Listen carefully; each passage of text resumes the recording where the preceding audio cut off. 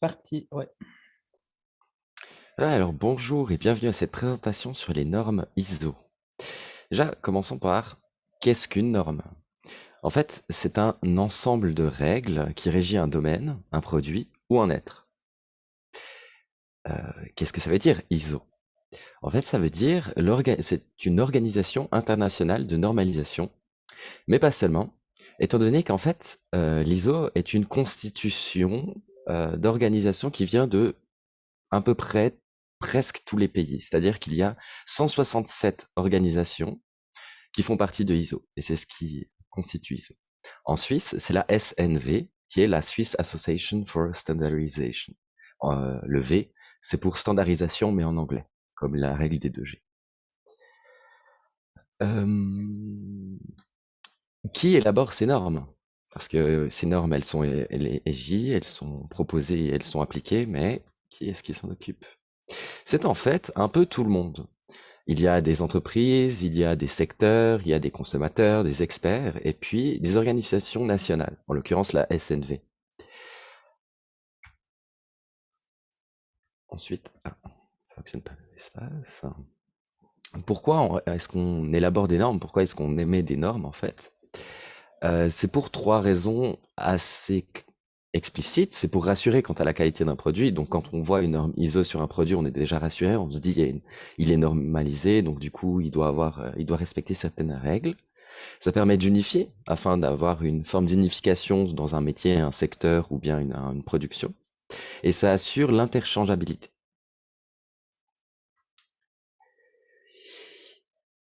Les normes et les normes ISO, il y en a beaucoup. Il n'y a pas que des normes ISO, il y a d'autres organismes qui s'occupent d'émettre des normes, mais ISO est la plus grande et celle qui est considérée comme la principale dans le monde entier.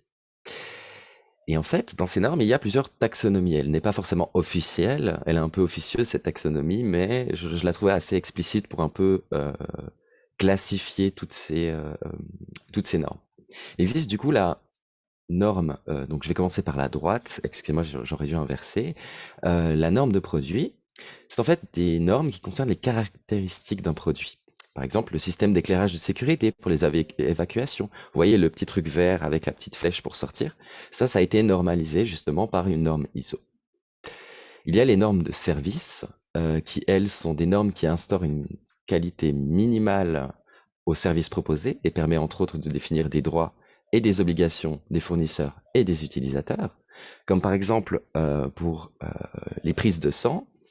En fait, elle est soumise à une norme ISO qui englobe un peu l'ensemble de tout ce qui est récolte de données biologiques. En fait, pour la collecte, le transport, la réception, la gestion d'échantillons, ils ont cette norme. Donc, prenons par exemple le CHUV.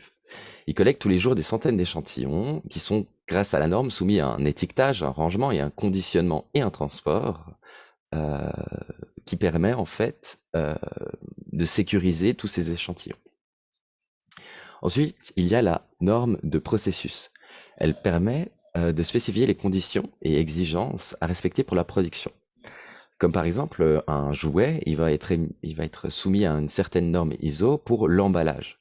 Par exemple, un jouet pour enfant, pour bébé, il va pas être dans le même emballage qu'un jouet pour jeune enfant.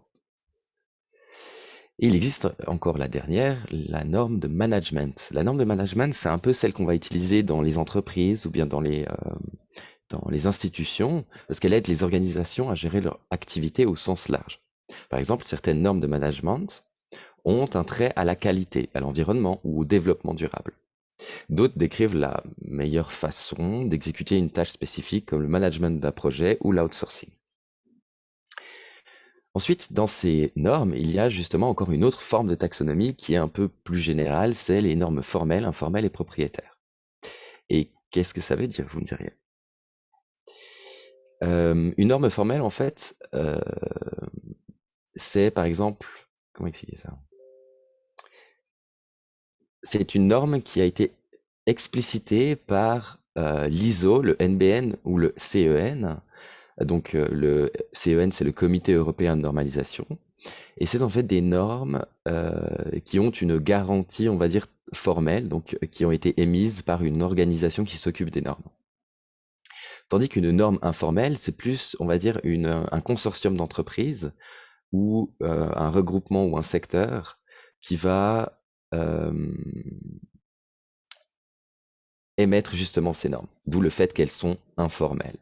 Et il existe encore la dernière, les normes propriétaires, et là c'est propre à des entreprises, propre à un secteur de nouveau, comme par exemple une norme de l'iPhone, par exemple il y a une nouvelle norme qui est sortie, c'est que dans les boîtes des nouveaux iPhones, il n'y a plus de chargeur. C'est une norme propriétaire en lien avec le management euh, qui est d'être éco-responsable. Voilà, excusez-moi. Ensuite, prenons l'exemple d'une norme assez connue dans l'informatique, la norme 8601. La norme 8601 est en fait la normalisation des formats de date et d'heure dans l'informatique. Donc, la date ISO courante, c'est celle qui s'écrit avec l'année, le mois et le jour. Et il y a plusieurs sigles, termes et lettres qui correspondent justement à ces petites choses que vous voyez ici. En l'occurrence, on peut voir que AAA, donc par exemple là c'est écrit year, month et date, donc en anglais, mais généralement c'est écrit AAAA, ensuite MM et puis ensuite QQ. Pourquoi? Parce que AAA veut dire année, et vu qu'il y en a 4, il y a 4 chiffres. Donc du coup 2022. MM veut dire mois, et vu qu'il y en a 2, on va mettre le mois en 2 chiffres, c'est-à-dire janvier, ce sera 01. QQ, ça veut dire quantième. Donc quantième, c'est une désignation du jour du mois par son chiffre.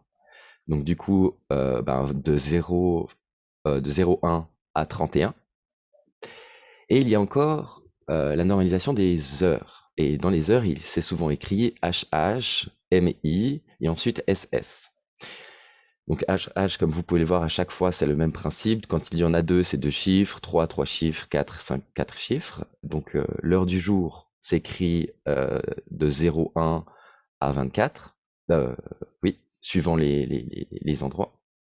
Les minutes s'écrit avec 2 chiffres, donc de 01 à 60. Et les secondes, pareil. Ensuite, il y a le Z, et le Z, en fait, c'est le fuseau horaire. Généralement, vous voyez écrit, par exemple, plus 1 heure, ou bien plus 3 heures. Et généralement, c'est 5 sigles, enfin 5 chiffres, dont un qui est le sigle, donc le petit plus qu'il y a avant, ou le petit moins.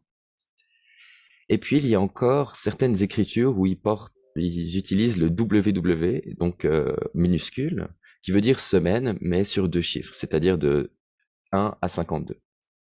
Et le jour, c'est un peu spécial parce qu'en fait le J, quand il est écrit tout seul, on va faire le jour de la semaine avec un chiffre, c'est-à-dire le lundi va être le numéro 1 et le dimanche le numéro 7. Quelques petits exemples pour vous expliciter ça. Comme on a dit avant, A c'est les années, M c'est les mois et Q c'est le quantième, donc le jour. Comme on voit, on est le 3 du 7 2022. Et ici, comme j'ai expliqué avant, le HH, ensuite le MI et le S et ensuite le fuseau horaire. Donc là, 11h15, il est 11h10, mais bon, voilà, 11h15 et 30 secondes, plus l'UTC, donc plus 1 heure. Et là, on a la fameuse autre normalisation de date, où on met l'année, ensuite le numéro de la semaine, et le fameux numéro du jour avec un seul chiffre. C'est-à-dire là, on est le lundi de la 10e semaine 2022. Voilà. Merci beaucoup de m'avoir écouté. Oui, pas de souci. Merci beaucoup de m'avoir écouté. Et puis maintenant, vous pouvez poser vos questions si vous avez envie de poser des questions. Voilà. Reviens juste au slide précédent. La dernière façon de noter avec le J où tu as mis 1 pour le premier jour de la semaine. Aux USA, ils mettent le premier jour le dimanche et nous, on met le lundi. Comment ça signifie ça? Alors, ça dépend en fait de la norme, parce qu'il faut savoir ça, je ne l'ai pas explicité parce que c'est un peu précis, mais cette norme 8601 concerne en fait 6 normes qui au fil du temps se sont compactées dans une seule et unique norme. En l'occurrence, dans une de ces normes, ils explicitent que suivant la fameuse norme formelle ou informelle, On commence le dimanche au numéro 1 ou le lundi au numéro 1. Ça dépend justement de la formalité de la norme. Et on a le même problème avec le numéro de la semaine. Il y en a, ils commencent la semaine avec le premier lundi, il y en a, ils commencent la semaine avec le premier jour de lundi. Effectivement, donc on revient toujours au même principe, c'est qu'en fait il y a une norme générale, c'est celle que je vous ai expliquée, c'est celle qui est la dernière, donc qui date de 2014 si je ne m'abuse. Et en fait il y a plusieurs autres normes qui viennent de 1988, de 1992 si je ne m'abuse, et, qui sont restées mais qui ne sont plus vraiment à jour. Donc techniquement, sur le papier, c'est cette manière-là qu'on écrit les jours de la semaine et les années. Après, ça reste sur le papier. Donc, si une entreprise ou de normalisation d'un pays décide, une organisation de normalisation, pardon, décide que ça sera le lundi, ben ça sera le lundi. S'il décide que ça sera le dimanche, ça sera le dimanche. Donc, c'est pas vraiment un standard, finalement. Oui, oui, justement, c'est vraiment le genre de truc qu'il ne faut pas utiliser. Effectivement, le dernier, celui-ci est très peu utilisé à cause justement de son problème de jour et de semaine. C'est d'ailleurs pour ça que ça concerne la norme principale. Et j'ai quand même rajouté ça parce que des fois on le voit et c'est pas forcément très compréhensible le jour et le week. Et dans la norme, il y a aussi le fait qu'on utilise des traits au lieu que des points ou des slash. Exactement. Sauf que étant donné que en fait on utilise des deux points pour séparer, un point virgule pour séparer de la même manière, mais ça dépend justement des normes dans les pays. Et puis on utilise aussi les tirets dans certains cas, à la place des deux points comme séparateur. Voilà. J'ai une question. Oui. Alors, du coup, on revient à la slide en avant, en arrière. Ah, pas. Non. Là, voilà. Donc là, tu nous as expliqué ce que voulaient dire toutes les lettres dans les normalisations, enfin dans la normalisation de date, donc que voilà, reconnaître chaque truc. Est-ce que tu peux revenir en avant? Du coup, qu'est-ce qui veut dire le T dans la norme du milieu? Alors, effectivement, je ne les ai pas explicités. Regarde, tu vois, à droite, il y a le W aussi qui est en majuscule. Oui, oui. C'est ces deux lettres, le T et le W, en fait, s'écrit littéralement. Donc W, c'est week, donc W. Et T, c'est le time, donc c'est juste T. Ah, il me semblait que Pas c'était plus time loin. zone. Enfin, c'est peut-être moi qui dis de la C'est- merde, là, c'est- pour le coup. non, non, c'est pour time. Ok. Donc c'est toujours ordonné par une précision croissante, c'est-à-dire de 00 à 24 et puis de 00 à 59. Ok. Avez-vous encore des questions? Oui, moi j'ai plein de questions. Oui. Tu as dit au début de ta présentation Oui. que nous sommes rassurés avec des normes ISO, que c'était rassurant. Oui. Moi, je ne suis pas d'accord avec ça. J'ai paraphrasé ISO pour le coup. Ah. Parce que du coup, ouais, effectivement, ça semble un truc à se faire entuber, où il y a un consortium d'entreprises qui se sont mis d'accord sur quelque chose et que ce n'est pas forcément un truc qui est accepté par les utilisateurs. Ce qui du coup nous ramène à ceci, où on peut percevoir qu'en fait, l'avantage je trouve des normes ISO, c'est qu'elles sont émises par à peu près tout le monde, mais elles doivent quand même passer par l'Organisation nationale de normalisation. Et cette organisation est elle-même constituée en fait de membres de secteurs, de l'informatique par exemple, ou bien de la médecine, de certaines entreprises, des consommateurs Donc, et des experts. je conçois que c'est bien dans des processus, typiquement les normes ISO de certification, les 9001, etc., qui normalisent des process dans les entreprises. C'est des trucs très suisses. Et à mon avis, ça a des avantages. Par contre, dans l'informatique, le fait que ici sur ce slide, tu n'aies pas des utilisateurs et des développeurs, mais que tu aies des consommateurs et des experts, ça sous-entend que c'est des gens qui payent ou qui sont payés. Et que, en fait, en opposition aux normes qui sont des normes de facto, qui sont devenues des normes parce que les gens ils ont commencé à faire comme ça, ou des normes open source qui ont été travaillées et que n'importe qui a pu collaborer, pour moi, il y a un fossé qui est hallucinant entre les deux, quoi. Et ça m'amène sur ma seconde question. Pour toi, c'est quoi la différence entre une norme ISO et une RFC? Pour moi, la différence est la formalisation ou non. En l'occurrence, pour moi, la norme ISO est une norme formelle. Donc elle va avoir, effectivement, comme tu le dis, dans l'informatique, c'est un peu compliqué, mais en général, elle va avoir quand même plusieurs niveaux de tests, c'est-à-dire qu'elle va quand même, avant d'élire une norme, ça va passer par le consommateur, ça va passer par le secteur de l'entreprise, et du coup, on va quand même vérifier la norme pour voir si elle fonctionne et si elle est utile. Tandis que l'autre, c'est une forme pour moi de norme informelle, ce qui la rend pas pour autant moins bien, mais elle est moins sécurisante sur le C'est ça la concept. définition pour toi de RFC? Alors je réponds à ta question. Tu sais que tout Internet et toutes les normes d'email, d'envoi d'email, d'adresse email, c'est basé sur des RFC et que ça fait marcher tout Internet. Oui, je ne dis pas le contraire. J'ai pas dit que, comme je l'ai dit, je n'ai pas dit que c'était moins bien. Je parlais Euh, juste en termes de formalité et d'informalité. Bah, C'est tu as le dit que seul c'était argument moins que j'ai. rassurant et moi je trouve Ouais, justement que c'est effectivement. l'inverse, quoi. Mauvaise utilisation de mots, ouais. Pardon.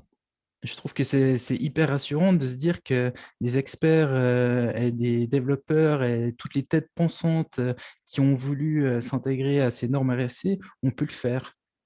Même si c'est de manière informelle ou formelle, à la limite, ça, je m'en fous. Mais moi, je te dis que personnellement, ça me rassure beaucoup plus d'avoir une norme RFC qui a été complètement ouverte et dont n'importe qui a pu mettre son grain de sable et a pu commenter, discuter, évaluer, tester, etc., qu'une norme ISO dont la plupart des gens n'ont pas accès parce que ça coûte 150 balles, quoi. Oui. Mais après, c'est comme l'open source ou le non open source. Enfin, c'est Et, deux écoles. bah, voilà. Et du coup, moi, j'ai choisi mon camp depuis longtemps. Oui. Et que moi, ça me stresse de devoir payer pour accéder à une norme, parce que du coup, pour moi, une norme, ça doit être un truc, comme je disais, de facto, et une convention un peu innée, un truc logique, et que le fait de devoir payer pour l'avoir, pour moi, c'est compliqué. Après, je comprends bien que quand tu veux faire un audit, etc., tu dois payer des gens, mais pour moi, le business model d'ISO, ça doit être, on paye pour être certifié, pour avoir une norme et pour être audité. Par contre, les normes, elles sont publiques, quoi. Et là où je trouve que c'est un peu dérangeant, c'est que tu as des normes qui sont semi-publiques. Les normes ISO, justement, sur les heures ou sur les country codes, elles sont très bien décrites dans Wikipédia. T'as pas, enfin, moi, on sait ce qu'elles contiennent sans aller devoir payer pour avoir le document officiel. Tu es d'accord? Mais du coup, pourquoi c'est pas le cas avec toutes? Parce qu'il y en a certaines qui ont été émises par l'organisme ISO, c'est-à-dire l'ensemble des organisations nationales. Mais il y en a d'autres, en fait, qui ont été émises par un organisme et qui ont été justement amenées à ISO, mais du coup, elles n'ont pas eu le même processus. Typiquement, le processus de chez ISO coûte de l'argent parce que justement, ils font justement des tests envers les, euh, les, les consommateurs. Ils prennent du temps avec des vrais professionnels, donc du temps qu'ils prennent pas sur leur travail pour faire avancer la norme, pour améliorer la norme ou vérifier la norme. Et du coup, l'ensemble Ouais, mais de du ces coup, une fois qu'elle fonctions. a été achetée 100 fois ou 100 000 fois, cette norme, elle devrait être gratuite après, parce que ça a payé des coûts, alors. Dans ce sens-là, oui. Mais après, n'importe quelle application ou création qui a atteint son but devrait devenir gratuite. Oui. Oui. Mais là, on parle des normes, pas de révolutionner les normes. Le fait qu'elle soit non accessible et payante, ça rend des normes, à mon avis, complètement contraires au sens du terme que je me fais de la norme. Mais j'avoue que je suis assez d'accord. Parce que typiquement, j'ai voulu regarder pour une norme, je voulais donner un autre exemple de norme ISO, et puis en fait, il fallait que je paye 250 balles juste pour voir la norme. Et Et je trouvais ouais, ça un tout petit peu exagéré, mais ouais. et ouais. Et du coup, Oui, voilà. c'est totalement insensé. Moi, j'ai encore deux questions. Oui. Selon toi, quelles sont les normes ISO à connaître? Euh, D'un point de vue de large. culture générale ou dans l'informatique? Les normes qui régissent certains trucs de l'informatique, comme par exemple la norme ISO 8601, qui est Ouais. extrêmement pratique pour comprendre les dates et dans l'informatique. Il y a la norme 9001, Oui. qui est très pratique dans le monde professionnel. Et il y a d'autres normes, je ne connais pas leurs chiffres, mais par exemple, il y a une norme qui est très intéressante sur sa culture générale, sur l'empactement. J'en ai parlé avant, sur pourquoi un objet est empaqueté d'une telle ou telle manière en fonction de la norme. Et c'est assez intéressant de voir à quel point ça a été,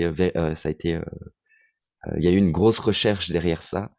Et ça explique aussi pourquoi tel ou tel objet a tel ou tel packaging ou autre. Alors, moi, il y a la 3166 que je pense qui est importante. C'est Ouais. celle qui définit les codes des pays, les codes à 3 ou à 2 chiffres, ou les codes numériques. Donc celle-là, 8601, 3166, je pense qu'elles sont importantes à connaître. Mhm. Et du coup, j'ai une Il dernière y a aussi des question. caractères de chaîne.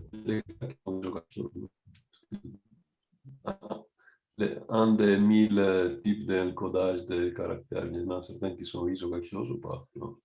Donc, C'est possible, j'ai pas vérifié, il y a aucune véracité dans ma réponse, désolé. Alors, Java, si oui, vous- parce que l'encodage de Windows, c'est le ISO 8859-1. Voilà, ah, voilà, je me rappelle qu'il y avait un ISO quelque chose. Mais le fait qu'il soit ISO, est-ce que c'est vraiment parce que c'est une norme ISO ou pas, ça, je sais pas.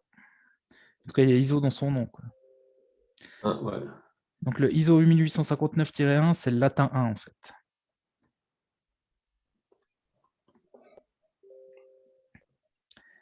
Et c'est ISO-C. Donc, je pense que c'est aussi, comme tu disais, Léo, Mhm. une norme ISO qui est devenue, enfin, une norme standard qui est devenue ISO par la bande et pas par un process payant. Voilà. Et du coup, j'ai une dernière question. Oui. Qu'est-ce que tu as utilisé pour faire ta présentation? Canva, C'est-à-dire? une application absolument géniale qui permet de créer des présentations avec des animations, avec des éléments. On peut rajouter des vidéos, on peut rajouter des cadres, on peut tout rajouter. Je trouve que Ok. c'est comme PowerPoint, mais avec un V12. Voilà. Moi, j'ai un reproche à te faire. Oui. C'est on n'a pas de moyen d'identifier les pages. Et quand on pose des questions, le fait que les gens doivent dire tu peux revenir 4 slides en arrière ou comme ça, plutôt que de Ok, dire ouais. tu peux aller au slide 12, c'est un peu handicapant. Oui, Ouais. mais Leonardo, il n'a pas mis les numéros des slides. Ça, c'est une fonctionnalité du. Non, justement, c'est ce qu'il est en train de dire. C'est que j'en ai justement pas mis. Mais moi, je vois ton slide. Hein, je vois que ça, c'est le slide 16/16. Oui, parce Maintenant, que, ouais. ouais, mais regarde, si je fais ça, tu vas plus le voir normalement. Attends. Oui. Oui, d'accord. Ouais, maintenant, je le vois plus. Mais avant, je le voyais. Oui, oui, c'est un UI en fait. Il disparaît au bout d'un moment. Ouais, je fais partie de la vieille école, mais enfin voilà, mon Non, mais point, t'as raison. c'est que ça. Et il y a un autre truc que j'aime bien, mais ça aussi, c'est pour moi vieille école. Et c'est aussi parce que je suis allé à des présentations où il n'y avait pas ça. Donc, c'est soit avoir une barre de l'avancement, Mhm. soit avoir le nombre de pages totales. Ouais, je Je me vois pour suis savoir où retrouvé, on en est. je me suis retrouvé à des présentations où on a dit que ça durait 20 minutes, puis en fait, les gens, ils avaient 250 slides. Bon, il y a des animations, des machins comme ça, mais du coup, en fait, quand tu sais pas combien il y a de slides, il y a un moment où tu perds ton attention, hein, et enfin, tu n'arrives plus à te dire je me motive pour la fin ou comme ça, parce que tu sais pas quand est la fin, quoi. Non, mais ouais, je suis Mais, d'accord. enfin voilà, mais enfin, moi c'est mon argument et je trouve intéressant qu'il y ait des numéros de page pour l'avancement et le total. Enfin, voilà. Mais voilà. Et sinon, c'était Ouais, cool. cool. Merci de votre écoute alors. Il y a d'autres questions Avec, ou pas? avec les commandes date-i majuscule, on peut avoir le format ISO automatiquement. Il y a encore des questions? Non, je vais arrêter l'enregistrement du coup, je crois. Parfait. J'aurais une question, une dernière question. Oui. Ouais. Dans quel donc tu parlais des normes des dates où tu expliquais dans des un peu plus loin où il y a les quantièmes du mois là. Ouais. Et en fait, non, ouais, parfait. Dans quelle situation il faut utiliser les Q et dans quelle situation il faut utiliser les D? Alors les D en fait enfin c'est littéralement une forme de traduction non littérale du Q. C'est juste qu'en français c'est un quantième et du coup on met Q D'accord. tout Donc, que simplement. c'est la version Et en anglais française. c'est D, Et c'est puis en day. anglais, c'est D. Ok, Voilà. ça marche. Ils sont pas on allait un peu trop loin nous, mais bon. Ouais. Et typiquement ça j'ai oublié de l'expliquer par rapport au 3Q parce que c'est assez spécial de le voir. Le quantième du mois avec 3 chiffres en fait. C'est par exemple de 0, enfin du premier jour de l'année jusqu'au 366e.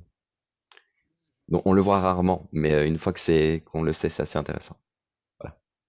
Ça permet de faire des dates avec juste 2 groupes, en fait. L'année et le jour. Exact, exact. Ok, Voilà. ça marche. Et normalement, si vous apprenez par cœur, justement, bon, en l'occurrence, là, j'ai mis en français, j'aurais pu les mettre en anglais, mais je trouve que c'était plus juste dans le contexte. Si vous apprenez ça, bah, en fait, vous pouvez faire un mélange entre tout pour toujours avoir la date exacte de quelque chose de plusieurs manières différentes, en respectant la norme ISO 8600. Voilà, parfait. Encore des questions? Moi, c'est juste sur les RFC et les normes. Pour moi, c'est deux choses complètement différentes. Et voilà quoi. Une RFC, ça décrit techniquement comment tu vas utiliser sur Internet, mais ça ne va pas forcément utiliser une norme. Et il peut y avoir plein de normes sur les dates. Là, tu en as décrit une. Mais voilà. Alors que les RFC, bah, ça va décrire l'aspect plus technique. Et c'est pour ça que je suis d'accord avec Nicolas. Moi, je préférerais des RFC que des normes. Si je dois utiliser quelque chose ou comprendre le fonctionnement de quelque chose, parce que ça me décrira techniquement comment c'est utilisé pour Internet ou pour autre chose. Alors que les normes, elles ne sont pas que pour Internet, elles sont pour plein d'autres choses, quoi.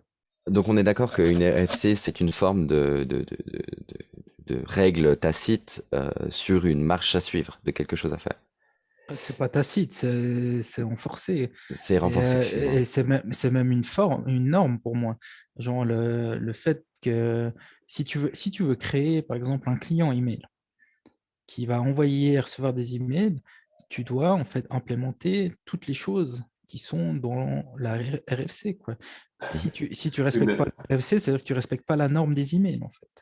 Oui, mais Oui, en même mais temps, c'est vrai que le nom RFC, c'est un peu mal choisi parce qu'à un certain moment, il devrait arrêter de s'appeler RFC, il Je devrait suis changer d'accord. de nom et devenir norme parce que RFC, ça veut dire moi, j'aimerais faire comme ça, qu'est-ce que vous en dites? Et Ça veut dire request Je for suis client. ouverte aux commentaires, dites-moi qu'est-ce que vous en pensez. C'est pas une façon de dire ça, c'est une norme, quoi. Mais pour moi, Il c'est en plus faudrait fait, qu'à un fort qu'une certain norme, moment, on voit justement. que c'est défini comme il faut jusqu'à la fin, change de nom et devienne quelque chose d'autre, mais pas RFC. Ben, je sais pas, SMTP, c'est pas une norme, c'est une RFC. Oui, Mais oui, c'est le tout protocole. l'ingénierie, c'est des RFC. Il n'y a jamais de normes parce qu'il reste toujours à l'état des RFC. Parce que l'idée, c'est que tu veux toujours pouvoir améliorer, donc tu le laisses toujours ouvert finalement. Donc la norme, c'est une norme qui évolue dans le temps, quoi. Alors, plutôt et qu'utiliser le terme nord, on pourrait utiliser le terme standard. Mais c'est d'ailleurs pour non, ça le que dans ma standard, c'est quelque chose de présentation, fixé. c'est d'ailleurs pour ça que dans ma présentation, en fait, j'ai parlé de normes formelles et informelles. Parce qu'une norme formelle, c'est vraiment ISO, NBN ou SEE ou CEN. Tandis que la norme informelle, elle, justement, RFC, c'est une norme informelle. C'est parce que justement, c'est des consortiums d'entreprises qui prennent l'initiative dans ce domaine-là. Et en fait, l'avantage de ces normes informelles, c'est qu'elles sont beaucoup plus rapides à développer parce que seuls les membres qui participent à leur élaboration ont justement le pouvoir de modifier ça. Donc il n'y a aucune norme nationale, donc organisation de normes nationales qui s'occupe d'élire justement cette fameuse norme informelle. D'où le fait que j'en ai parlé parce que justement RFC, je le mets là-dedans. Tandis que formel, c'est ISO, NBN et CEN. Ouais. Extrapolier. Mais ça reste des normes, les deux. Voilà. Est-ce qu'il y a encore une question? Non? Alors merci beaucoup de m'avoir écouté. Du coup, Pas de soucis, c'était super bien.